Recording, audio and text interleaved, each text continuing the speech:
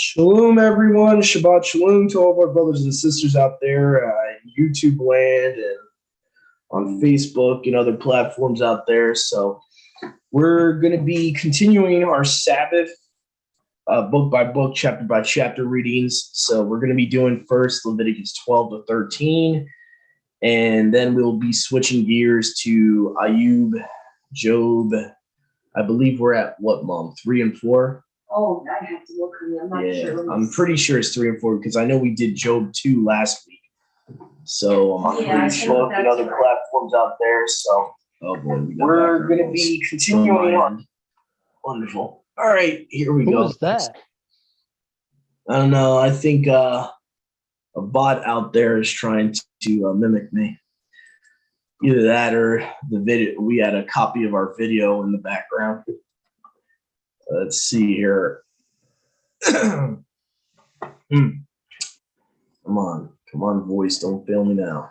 All right, there we go. So, Leviticus chapter 12. Now, let me get my Bible text set up here. So, LXX, Samaritan Pentateuch, and switch this to Young Kalos. There we go. And Yahuwah spoke to Moshe, saying, "Speak to the children of Yasharal, say to them," I almost lost my place there. "Whatsoever woman shall have conceived and born a male child shall be unclean 7 days. She shall be unclean according to the days of separation of her monthly courses. And on the 8th day she shall circumcise the flesh of his foreskin, and for 33 days she shall continue in her unclean blood." It's interesting, 33 days. Yeah. Interesting. "She shall touch nothing set apart, shall not enter in set apart place until the days of her purification be fulfilled." I don't pay too much attention to numbers, but I wonder if there's any connection to Yahusha dying when he was 33. I don't know if that's even actually accurate or not. But if it is, and it's not just tradition, I just find that interesting.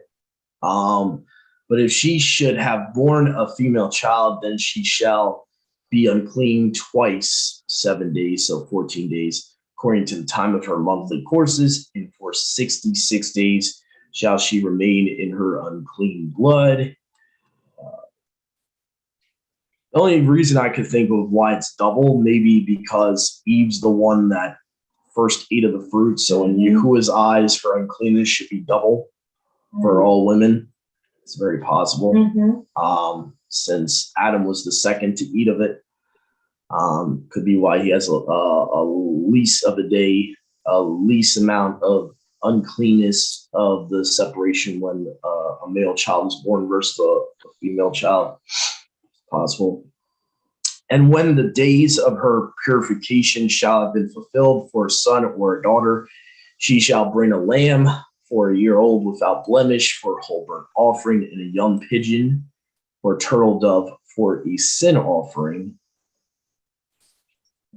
to the door of the tabernacle, witness to the priest." Again, very interesting. So you have a turtle dove as a sin offering, and we know that the dove represents Yahusha, so that's interesting. "He shall present it before Yahuwah, and the priest shall make atonement for her, and shall purge her from the fountain of her blood. This is the law of her who bears a male or a female. And if she cannot afford a lamb, then shall she take 2 turtle doves and 2 young pigeons, one for a whole burnt offering, one for a sin offering, and the priest shall make atonement for her, and she shall be purified." So that's the end of chapter 12, pretty much self-explanatory. This is about the law of childbirth and how long a woman is under her uncleanness of her separation when she brings forth a male child versus a female child. So that's pretty much what we just read. We're about to go to Leviticus 13 here. Why is there a difference between the timeline? What was the question, Brother Basha? Why is there a difference between boy and girl? I wonder if it has to do with the fall. I'm kind of wondering if because Eve was the first to eat the fruit, that Yahuwah is kind of maybe part of her curse could be for all women that they're twice unclean. Yeah. Possible. Even in a ritual, uncleanness could have something connected to that. The fact that a male child only causes her to be unclean for 33 days, it would be double for the girl. There might be something to that with the fall, that because Eve was the first to eat of the fruit, then Adam gave in, and Adam didn't do his job. Being the head of the woman, he should have said, "No, we're not going to do that." But he acquiesced to his wife, and so I do think, though, it has something to do with the fall of Eve, possibly. I can't really prove it, can't really back it up. Go ahead, Brother Yahusha. This is what I'm not understanding. Hold on. So, starting in verse 2, whatsoever woman shall have conceived and born a male child shall be unclean 7 days. So it says she's unclean 7 days. She shall be unclean according to the days of separation for her monthly courses. And on the 8th day, she shall circumcise the flesh of his foreskin. And for 33 days, she shall continue in her unclean blood. So first in verse 2, it says she shall be unclean 7 days. She shall be unclean according to the days of separation for her monthly courses. But then it says in verse 4, for 33 days, she shall continue in her unclean blood. I'm not following. Yeah, I'm a little confused. I'm not gonna lie. I was a little confused about that too, the way it's worded. I'm like, so wait a minute, is it a monthly course only 30 days? So even if it's talking about the same monthly period that the prior verse is talking about, you have 3 extra days. I wonder. Like I'm more confused about, first it says 7 and then it says 33. Yeah, it's worded very badly in the English. It's worded very badly, and it's confusing. Go ahead, Mom. I'm not going to be too graphic, so gentlemen, don't worry. But I can tell you that not every woman goes into a flow after she's had a baby right away. So that's the part that I'm a little confused about. Because yeah. So I guess it just means any type of flow that she would have. I don't think he even means it immediately after that she's unclean. I think it's talking about the flow. So it would be whenever her flow starts that she's unclean for that certain amount of time. Would make sense to me. If that's the case scientifically, that not every woman has a flow right after she gives birth. Then it would have to be whenever her flow starts. Right. You know what I'm saying? So, but I think the confusing part for us is just the way it's worded in the English. When you look at these couple of verses here, first it says 7 days, then it says she'll continually be unclean for her monthly courses. So would the total then be, like 40 days then she's unclean for? Is that what it's trying to say? So that's just something I definitely want to seek Yahuwah about and pray about. Because that's something I'm not too sure about. This first part where it says she's unclean for 7 days, and then on the 8th day she circumcises the flesh of her foreskin. So, like, is she clean on the 8th day, but then goes back to her impurity? That's what I'm thinking. That's what I'm thinking, that her uncleanness of the birth is done when the 8th day comes, but she's still unclean in her regular blood flow after that. That's what I think it's actually saying. That's the only way I can make sense out of it, is that there's 2 uncleannesses being talked about. There's the uncleanness of the childbirth, ceremonial uncleanness of the childbirth, right? And then she's clean on the 8th day and circumcising the boy, obviously, because girls don't get circumcised. And then after that 8th day, she's continually, her blood flow in general is continually unclean. So I think what's happening in this chapter is you have the combination of the birth, the uncleanness of the childbirth in general, with her uncleanness that month to month she has to deal with blood flow as ceremonial uncleanness. I think that's what Yahuwah is trying to say here. I could be wrong, but that's the only way I can make sense out of it. is that it's combining two different uncleannesses in only 5 verses, so it's getting confusing because of that.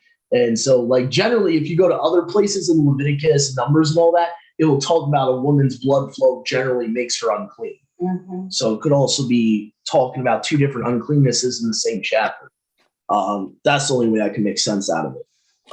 But yeah, generally speaking, a woman in general, whether she gives birth or not, when her blood flow starts, that's a time of uncleanness. That's why us men, not trying to get too graphic here, like my mom said, but us men, we're commanded in Torah, we have wives. We are not to go into our wife when she's having that period. I mean, most of us would not even think to do it. But How long is that for after? But the world does it, and they find no problem doing it. But yeah, when our wives, if we have wives, have that monthly flow going on, you're not supposed to have relations with your wife during that time. Once that monthly flow is gone and her uncleanness is clean again, then you can have relations again. So whenever your wife is having a period, you're not supposed to have relations with her during that time. So I'm trying to stay as PG-13 verbiage as possible, but that's what. Yeah. Hopefully that makes a little bit of sense the way I explained it there. So because it talks about that. I forget what chapter in Leviticus it talks about it, but I know it talks about it after this. I think it might be one of the later chapters, like 17 or 18 possibly, when it starts talk. I think it's combined in the chapter that talks about the incest commands and all that, and you can't have sex with even a third cousin, this and that. And I think then it jumps to the whole, also the uncleanness of the blood of a woman and how basically you can't have relations with your wife when she's having that period. And the world does it thinking nothing of it because they don't care. But we're to be set apart. We're to care. What? Even on the littlest things like that. Oh. Yeah. So just wanted to explain that too, just in case people were wondering. Just in case. Huh? All right. So I think we got I have a quick question. By the way, if people that don't have any questions or anything, please keep it muted. Just because there's a lot of background noise that goes on when you're not muted. So anyway, if there's not any more questions, we're gonna go to chapter 13. I have one more, if that's okay. Hello? Brother Masha, do you have a question? Yeah, really quick. Can you hear me? Kind of. There's a lot of noise in the background. I'm trying to hear you. I'm sorry. Okay, so for the monthly, is that like after they're done with their flow, or do I have to wait a certain amount of days, or does that mean like the day after? I would have after, but Mom, do you remember there's a certain amount of days after the woman's flow is done that a man's allowed to enter his wife again? I would have to. I know for a fact it has to be fully done before you and your wife can have relations. If she's still having a flow, like if she's still having her period, you can't enter into her yet. I'm going to look this up while you're asking me this. So let me see here. When a woman is under her separation, you cannot enter her.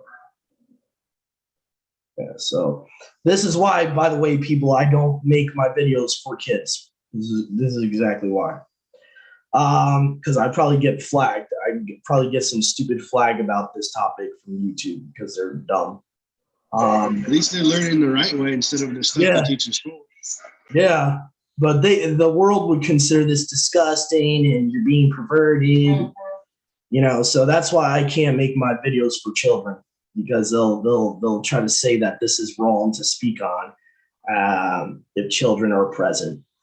Let's see here. Why is it not showing anything? I let me see here. I might have to search my sword here real quick. Bear with me, guys. Let's see here. Yeah. Yeah, Mom, if you can find it before me. Yeah, I'm trying to think, I know the phrase under her separation is going to be in the chapter, so look for that. See, this is where my sword will help me because I can do like Exodus to Deuteronomy, do a general specific search, and I'll be able to find what I'm looking for. Really, nothing, huh? Oh, you know what it's going to be? It's going to be under her flow, not separation. Yeah, depends on the translation. Yeah, I'm having a hard time finding that. I know it's somewhere later in Leviticus, like 17, 18. I know it's around there somewhere. You cannot have relations with your wife while she is on her period. Let's see if I use general modern terminology if I get something here. Yeah. Leviticus 18, I was right. Okay. Leviticus That's where I am right 18, now. 19 to 30. Let's go there real quick. This is important. All right, 18, 19 to 30. So got 10 verses here that kind of expounds on this and gives us the actual right ruling here we're supposed to do. Okay. All right, verse 19. And you shall not go into a woman under separation for her uncleanness to uncover her nakedness. You shall not lie with your neighbor's wife, your brother's, your fellow Israelite's wife. Obviously, we're not supposed to lie with anyone's wife, but this is specifically talking about your brother. Okay. And you shall not give of your seed to serve a ruler. This is actually talking about Molech, by the way. Yeah, it's just worded weird in the Bretons. And you shall not lie with a man that is with a woman, for it is an abomination. It's talking about men sleeping with men. Okay. Neither shall you lie with a four-footed creature for copulation to be polluted with, and neither shall a woman present herself before any four-footed beast to have connection with it, for it is an abomination. Do not defile yourselves with these things, for in these things the nations are defiled, which I drive out before you. Let's see if Yahuwah expounds on when the woman would be clean again. I would assume once her flow is done. That's what I would say. But I would also say probably 8 days later. I wonder if you got to wait 8 days because to make her clean again. So that's why I kind of want to look into this, because I'm not too sure. I can't really give even from that chapter, it doesn't really go into when she's clean again. So No. I would say at the minimum wait. To give you a straight answer right now, I would say at the minimum, you at least got to wait until her blood flow is done for that time of the month. So at the minimum, but let me just see. There it looks like there's other cross references though.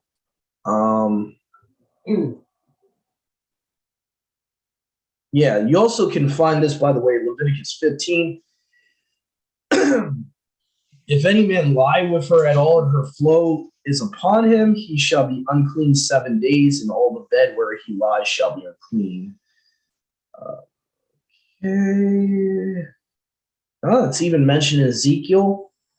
Talks about the idols of the house of Israel in Ezekiel 18:6. Neither has defiled his neighbor's wife. Neither has he come near to a menstruous woman. Ezekiel 22:10 as well. In you have they discovered their father's nakedness. In you have they humbled her that was set apart for pollution, which is talking about ceremonial uncleanness and pollution, like menstruous cycle. So, but yeah, I can't really give an answer if there's supposed to be a certain waiting period after it. From what it looks like, there's not, unless I find something else. But again, I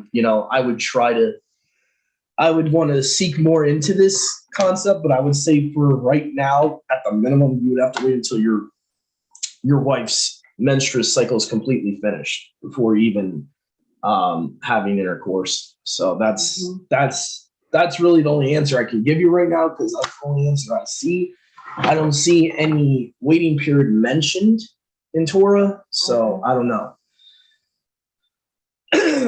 I do think, though, that what we just read, though, isn't there supposed to be a period that she's still unclean for after her cycle ends? Let me just see here in Leviticus 12. I could have swore there's something that we just looked at here where it talks about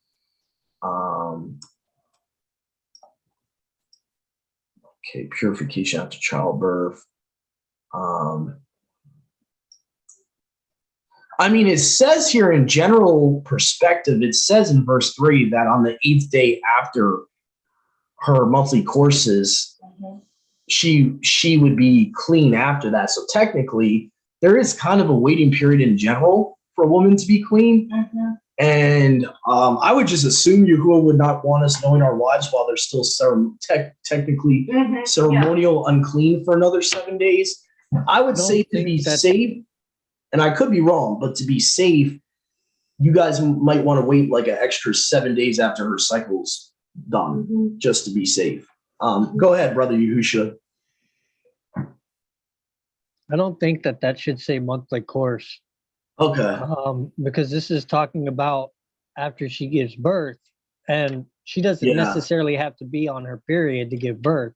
Yeah, that's true. Yeah, so that might be a translation error. Let's see what the Greek word is there for monthly courses.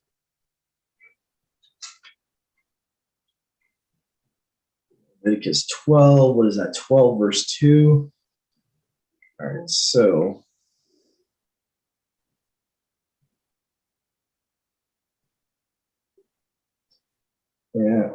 separate is the first Greek word, so that's right. Days of separation.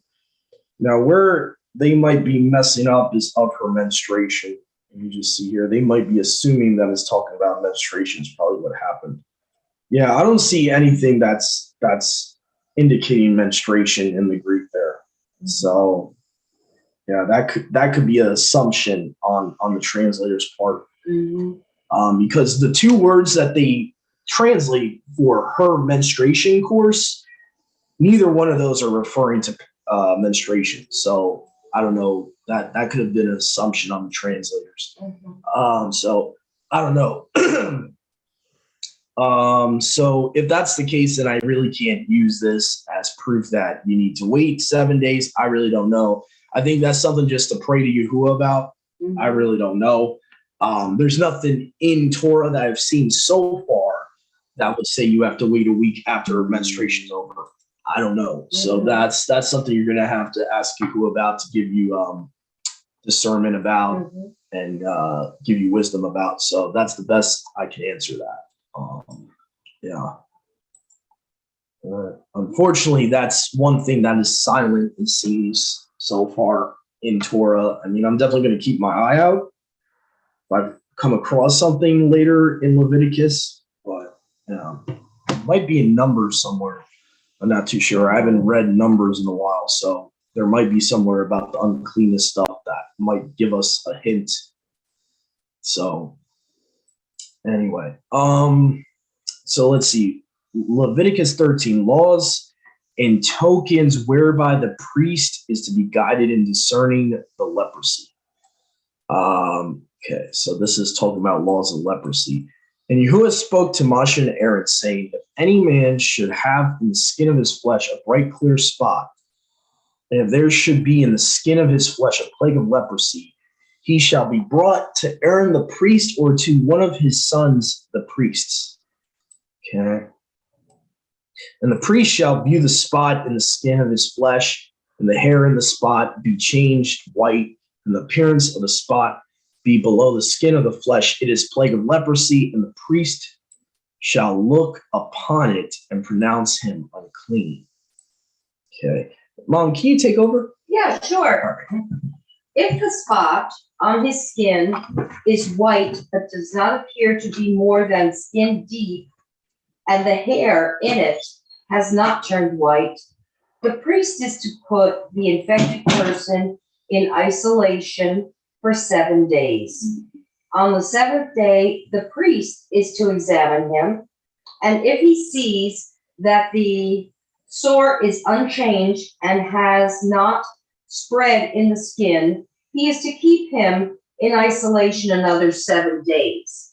On the seventh day, the priest is to examine him again, and if the sore has faded and has not spread in the skin, the priest shall pronounce him clean. It is only a rash. The man must wash his clothes and he will be clean. But if the rash does spread in his skin after he has shown himself to the priest to be pronounced clean, he must appear before the priest again. The priest is to examine him, and if the rash has spread in the skin, he shall pronounce him unclean. It is an infectious disease. When anyone has an infectious skin disease, he must be brought to the priest. The priest is to examine him, and if there is a white swelling in the skin that has turned the hair white, and if there is raw flesh in the swelling, it is a chronic skin disease, and the priest shall pronounce him unclean. He is not to put him in isolation because he is already unclean. If the disease breaks out all over his skin, and so far as the priest can see, it covers all the skin of the infected person from head to foot, the priest is to examine him. And if the disease has covered his whole body, he shall pronounce that person clean. Since it has all turned white, he is clean. But whenever raw flesh appears on him, he will be unclean. When the priest sees the raw flesh, he shall pronounce him unclean. The raw flesh is unclean. He has an infectious disease. Should the raw flesh change and turn white, he must go to the priest. The priest is to examine him, and if the sores have turned white, the priest shall pronounce the infected person clean. Then he will be clean. When someone has a boil on his skin and it heals, and in the place where the boil was, a white swelling or reddish white spot appears, he must present himself to the priest. The priest is to examine it, and if it appears to be more than skin deep, and the hair in it has turned white, the priest shall pronounce him unclean. It is an infectious skin disease that has broken out where the boil was. But if when the priest examines it, there is no white hair in it, and it is not more than skin deep and has faded, then the priest is to put him in isolation for 7 days. If it is spreading in the skin, the priest shall pronounce him unclean. It is infectious. But if the spot is unchanged and has not spread, it is only a scar from the boil, and the priest shall pronounce him clean. When someone has a burn on his skin, and a reddish white or white spot appears in the raw flesh of the burn, the priest is to examine the spot, and if the hair in it has turned white and it appears to be more than skin deep, it is an infectious disease that has broken out in the burn. The priest shall pronounce him unclean. It is an infectious skin disease. But if the priest examines it and there is no white hair in the spot, and if it is not more than skin deep and has faded, then the priest is to put him in isolation for 7 days. On the 7th day, the priest is to examine him, and if it is spreading in the skin, the priest shall pronounce him unclean. It is an infectious skin disease. If, however, the spot is unchanged and has not spread in the skin but has faded, it is a swelling from the burn, and the priest shall pronounce him clean. It is only a scar from the burn. If a man or woman has a sore on the head or on the chin, the priest is to examine the sore, and if it appears to be more than skin deep, and the hair in it is yellow and thin, the priest shall pronounce that person unclean. It is an itch, an infectious disease of the hand or chin. But if when the priest examines this kind of sore, it does not seem to be more than skin deep, and there is no black hair in it, then the priest is to put the infected person in isolation for 7 days. On the 7th day, the priest is to examine the sore, and if the itch has not spread and there is no yellow hair in it, and it does not appear to be more than skin deep, he must be shaved except for the diseased area, and the priest is to keep him in isolation another 7 days. On the 7th day, the priest is to examine the itch, and if it has not spread in the skin and appears to be no more than skin deep, the priest shall pronounce him clean. He must wash his clothes, and he will be clean. But if the itch does spread in the skin after he is pronounced clean, the priest is to examine him, and if the itch has spread in the skin, the priest does not need to look for yellow hair. The person is unclean. If, however, in his judgment, it is unchanged and black hair has grown in it, the itch is healed. He is clean, and the priest shall pronounce him clean. When a man or woman has white spots on the skin, the priest is to examine them, and if the spots are dull white, it is a harmless rash that has broken out on the skin. That person is clean. When a man has lost his hair and is bald, he is clean. If he has lost his hair from the front of his scalp and has a bald forehead, he is clean. But if he has a reddish white sore on his bald head or forehead, it is an infectious disease breaking out on his head or forehead. The priest is to examine him, and if the swollen sore on his head or forehead is reddish white, like an infectious skin disease, the man is diseased and is unclean. The priest shall pronounce him unclean because of the sore on his head. The person with such an infectious disease must wear torn clothes, let his hair be unkempt, cover the lower part of his face, and cry out, unclean, unclean. As long as he has the infection, he remains unclean. He must live alone. He must live outside the camp. Regulations about mildew. If any clothing is contaminated with mildew, any woolen or linen clothing, any woven or knitted material of linen or wool, any leather or anything made of leather, and if the contamination in the clothing or leather or woven or knitted material or any leather article is greenish or reddish, it is a spreading mildew and must be shown to the priest. The priest is to examine the mildew and isolate the affected article for 7 days. On the 7th day, he is to examine it, and if the mildew has spread in the clothing or the woven or knitted material or the leather, whatever its use, it is a destructive mildew. The article is unclean.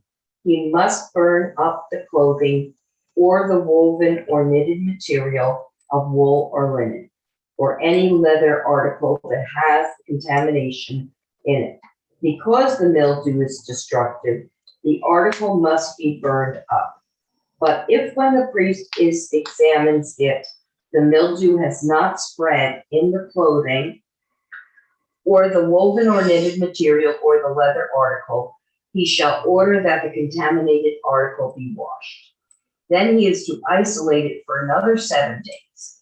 After the affected article has been washed, the priest is to examine it, and if the mildew has not changed its appearance, even though it has not spread, it is unclean. Burn it with fire, whether the mildew has affected one side or the other.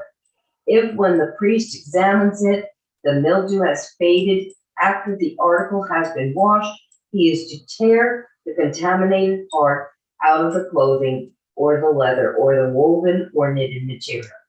But if it reappears in the clothing or in the woven or knitted material or in the leather article, it is spreading, and whatever has the mildew must be burned with fire.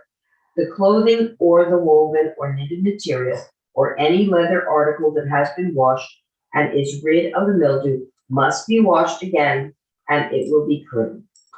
These are the regulations concerning contamination by mildew in woolen or linen clothing, woven or knitted material, or any leather article for pronouncing them clean or unclean.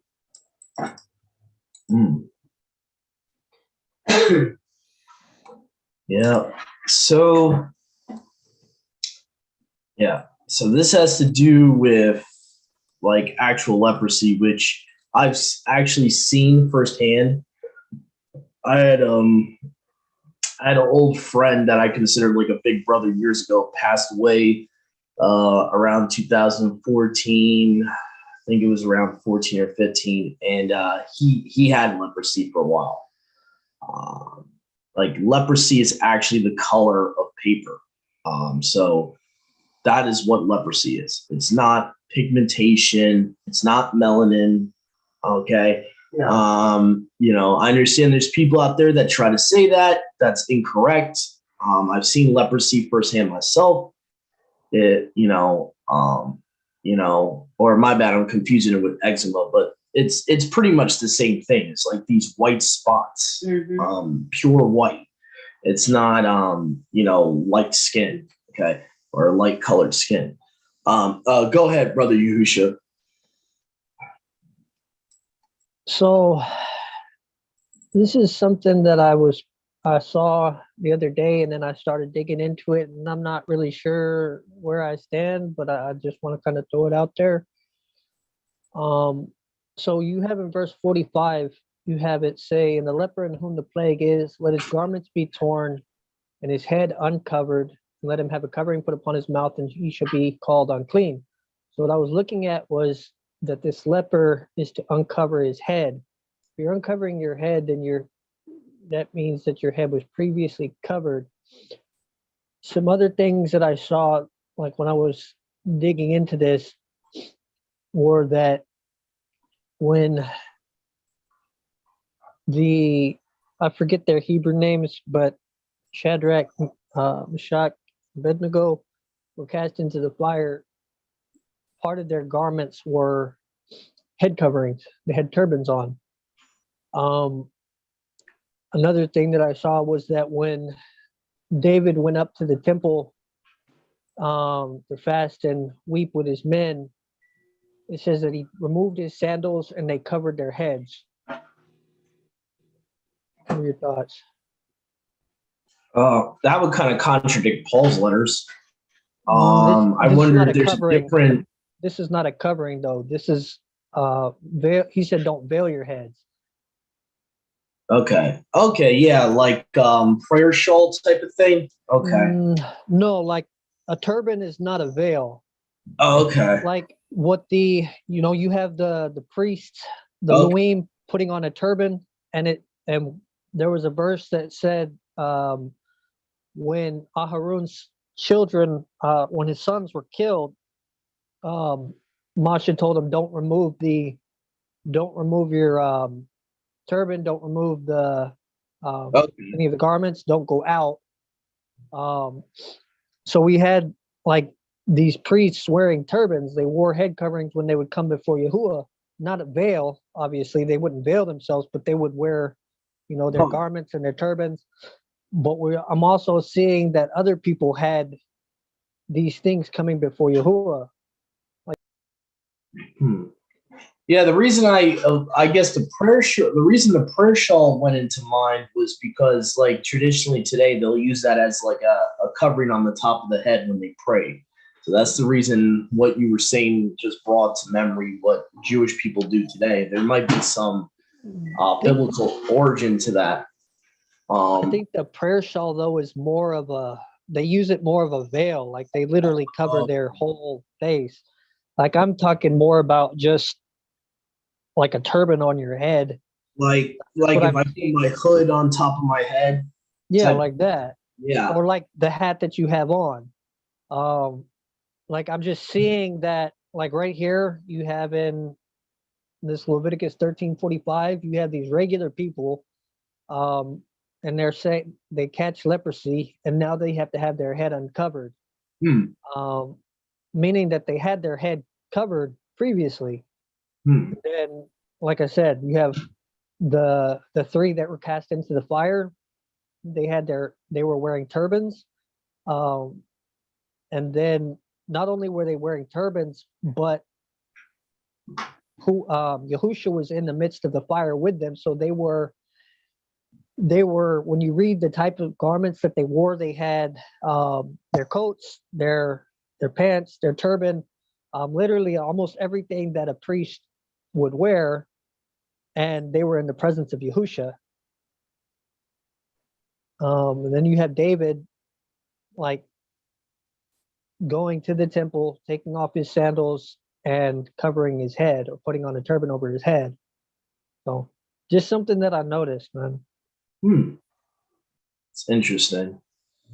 There might be something to that concept of having something on top of their head while they pray. I never thought too much about it, but that there might be something to that culturally. Yeah. Hmm. Interesting. So let's see here. You got the plague, the white baldness, leprous man, priest shall surely pronounce them unclean. So what I really get from this chapter really stands out to me is the priests are supposed to be the doctors. There's no such thing as a paid physician in Yahuwah's order of things. He doesn't consider a doctor to be someone you need to hire to get rid of diseases and stuff like that. That was originally given to the priests as their job. Part of their job was to, quarantine people and stuff like that, and for a certain setting apart of time, if this person's unclean, they have to set them apart as unclean and all that. So I find that very interesting.